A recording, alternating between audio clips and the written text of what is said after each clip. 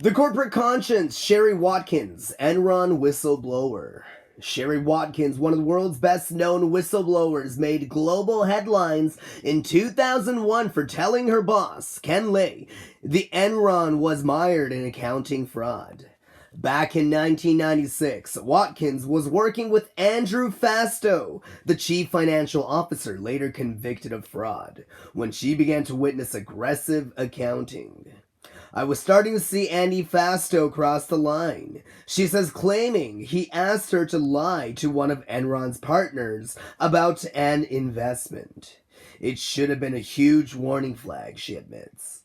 It merely prompted her to move to a different part of the empire, Enron International, where she later became a vice president. All this time, Harvard graduate Jeffrey Skilling had been growing in influence at Enron, reinventing what it did for a living to include power trading, selling retail electricity, and even the provision of broadband internet services. In 2001, he became chief executive officer. By mid-2001, Watkins was working for Fastow again. This time she stumbled across evidence of massive accounting fraud.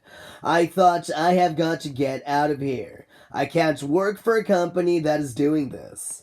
I'm gonna work up the guts if I can to confront Jeffrey Skilling on my last day. But soon after, Skilling resigned unexpectedly for what he said were personal reasons. So Watkins sent an anonymous memo to the man who'd taken the helm, the founder and chairman, Kenneth Lay. Later, she met Lay to convey her fears face to face. Enron began an inquiry, but it failed to use independent investigators, and her claims were largely dismissed. Shortly after, Enron, the world's biggest energy trader and once the seventh biggest company in America, filed one of the biggest U.S. bankruptcy cases to date. Thousands of workers lost their jobs and their pensions invested in its shares, and other investors lost billions of dollars. Watkins never took her concerns outside the company to the financial regulator or a third party.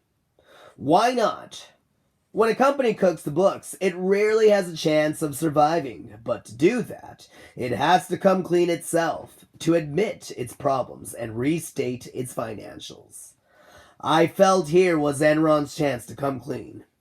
Watkins now gives lectures about corporate ethics.